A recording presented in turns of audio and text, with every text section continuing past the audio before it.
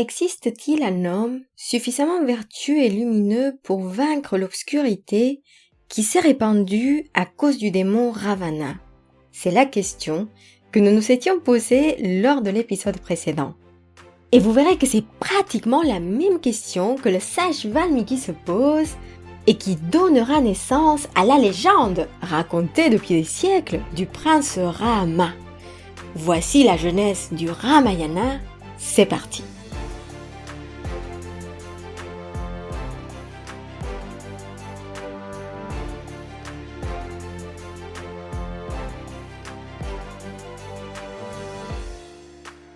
Le sage Valmiki habite dans son ermitage, situé dans une vaste forêt entre le Gange et la rivière Tamsa, dans le nord de l'Inde actuelle.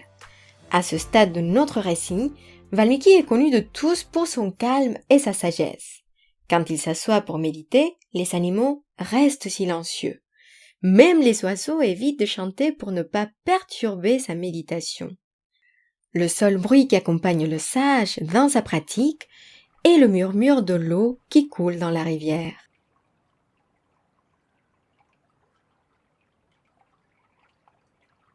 Et dire que ce sage n'avait pas un passé si glorieux. Dans sa jeunesse, il avait vécu comme voleur pendant plusieurs années. Un jour, deux sages l'ont pris dans l'acte lorsqu'il essayait de dérober de la nourriture. Au lieu de le réprimander, les deux sages lui ont montré une voie plus vertueuse. Et Valmiki a reconnu ses erreurs. Pour se repentir, il avait décidé de méditer sur le même lieu, sans bouger, pendant un millier d'années.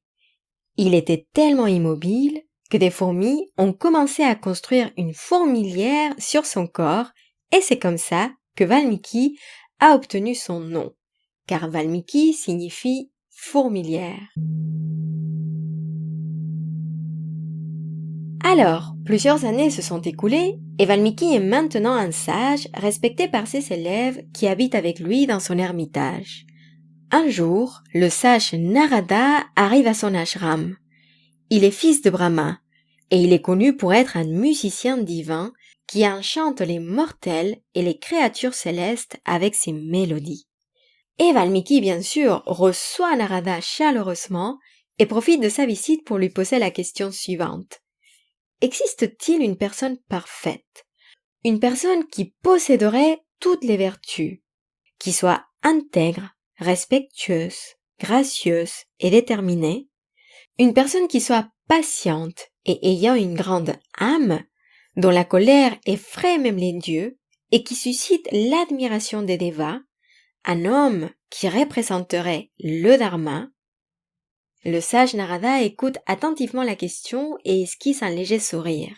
« Oui, il existe, répond le sage. Il s'appelle Rama. » Et comme submergé dans une transe, le sage commence à décrire Rama. Il appartient au clan d'Ikshvaku, qui a donné naissance à la dynastie solaire des Suryavamshi. Il a les épaules larges, les bras forts, un cou gracieux et il est d'une beauté incomparable. C'est un excellent archer et protège toutes les créatures. Il respecte le dharma et connaît les 4 Védas et les écoles qui les accompagnent. On dit qu'il est un avatar de Vishnu, le dieu de la préservation, mais il ignore sa nature divine.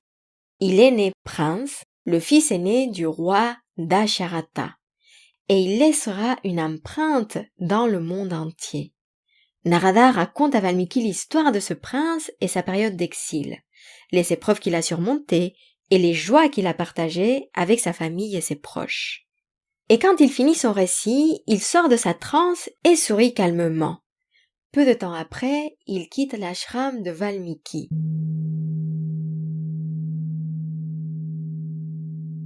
Les jours passent, mais cette histoire reste dans les pensées de Valmiki.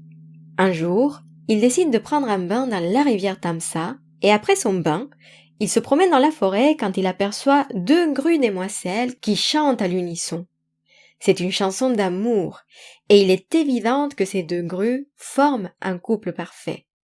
Soudainement, un sifflement traverse l'air, et une flèche perce le cœur du mâle qui tombe sur le sol inerte. Il s'agit d'un chasseur qui, comme Valmiki, observait les grues mais n'avait pas vu qu'une proie à abattre. La grue femelle crie son chagrin et le son de ce cri perce à son tour le cœur de Valmiki qui ressent toute la douleur de l'oiseau. Choqué par cet acte et plein de compassion pour le couple, Valmiki jette un sort contre le chasseur. Serge Démétrian nous propose le vers suivant. Tu vivras sans peine ni repos chaque année de ta longue vie, chasseur qui frappa sans pitié l'oiseau qui palpitait d'amour. En anglais, Archiasatar nous propose Hunter, because you killed this bird while he was making love, you shall never find a resting place. À peine ces mots sont sortis de sa bouche que Valmiki s'aperçoit de la beauté de ce vers. En effet, en sanskrit, ce son était un vers parfait en rime, une métrique de 4 pieds aux syllabes égales qui pouvait accompagner le son de la veena. Je fais une petite parenthèse pour vous dire que la veena, c'est une famille d'instruments de musique à cordes. Si vous connaissez la déesse Saraswati, vous saurez remarquer qu'elle porte souvent un instrument à cordes qui peut varier en fonction de là où on la retrouve. Dans le nord, par exemple, on parle de Rudra Veena. Je ferme la parenthèse. Donc, pour revenir à ce vers, puisqu'il est né de la douleur, du chagrin de Valmiki, et que, en sanskrit, chagrin, peine ou douleur se dit shoka, ce vers sera connu comme shloka. Alors, évidemment, on parle de musique, de poèmes, et je ne pouvais pas ne pas m'aventurer dans la lecture de ce magnifique vers en sanskrit. Évidemment, il n'y a pas une seule forme de chanter le Ramayana, donc je vous propose la mélodie proposée par Antonia Ruppel. En revanche, je tenais à vous prévenir sur mon manque d'oreille musicale et sur mon incroyable talent de chanteuse qui est uniquement digne de mes séances karaoké de ménage. Je ne sais pas du tout chanter et je commence à peine à étudier le sanskrit, mais voici une tentative de chant de ce fameux shloka. Vous êtes prêts?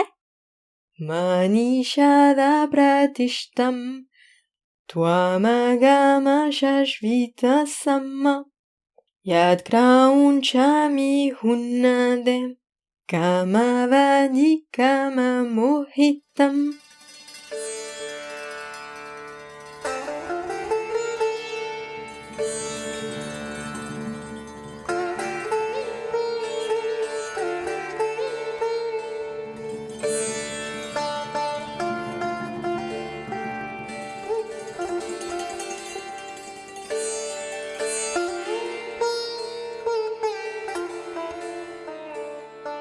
Après cette petite parenthèse musicale, revenons à notre histoire. La nuit tombe. Et tout d'un coup, l'ermitage est couvert d'une lumière puissante. Il s'agit de Brahma, qui apparaît devant Valmiki. Le sage lui raconte les événements de la journée et lui partage son regret pour le sort jeté au chasseur. Mais Brahma le rassure. Ce vers a été posé dans les lèvres du sage par Brahma lui-même. Il encourage Valmiki à raconter l'histoire de Rama sous cette nouvelle forme poétique. Pour ce faire, il aura le pouvoir de connaître l'intégralité de l'histoire, le passé, le présent et le futur.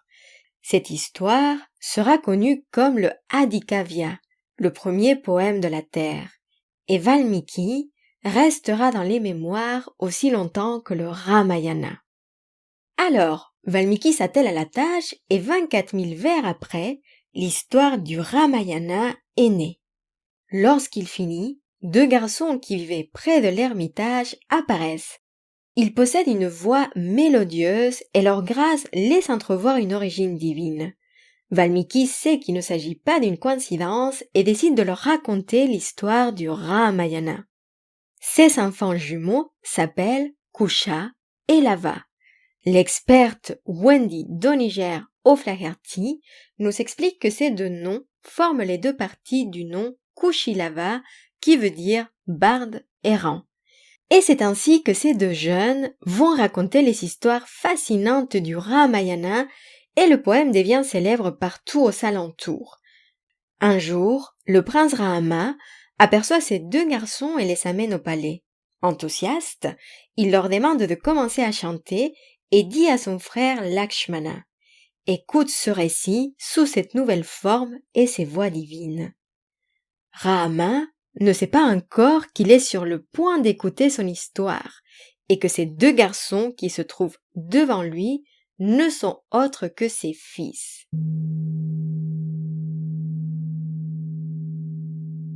Mais quel suspense! À partir de la semaine prochaine, nous prendrons notre place aux côtés de Rahama et nous écouterons le récit de ces jeunes garçons. D'ici là, je voulais partager avec vous ce que je retiens de cette histoire. Car si l'on regarde de plus près l'origine du Ramayana au sein du récit, nous pouvons voir que cette histoire qui parle de justice, d'amour et de bonté naît de la compassion de Valmiki. Et cela me fait penser à cette citation d'Albert Einstein qui nous dit « Un être humain est une partie du tout, que nous appelons univers, une partie limitée dans le temps et l'espace. Il fait l'expérience de lui-même, de ses pensées et de ses sentiments comme séparés du reste, une sorte d'illusion optique de sa conscience. Cette illusion est une forme de prison pour nous, qui nous restreint à nos désirs personnels et à l'affection de quelques personnes les plus proches de nous. Notre tâche doit être de nous libérer de cette prison en élargissant notre cercle de compassion afin d'embrasser toutes les créatures vivantes et la totalité de la nature dans sa beauté. » Et je ferme les guillemets. Et oui, car la compassion est le fait de partager les souffrances d'autrui. Si le résultat est un vers si beau qu'il est suffisamment à la hauteur pour raconter cette histoire, comment pouvons-nous pratiquer la compassion dans notre vie quotidienne ? Et si nous cultivons cette pratique, peut-être que le résultat sera aussi beau et aussi parfait que le vers de Valmiki. Je vous remercie pour votre présence et vous donne rendez-vous sur le prochain épisode. D'ici là, on se retrouve sur Instagram ou sur ma newsletter, les liens se trouvent dans les notes de l'épisode et je vous souhaite une bonne journée ou une belle soirée. Prenez soin de vous.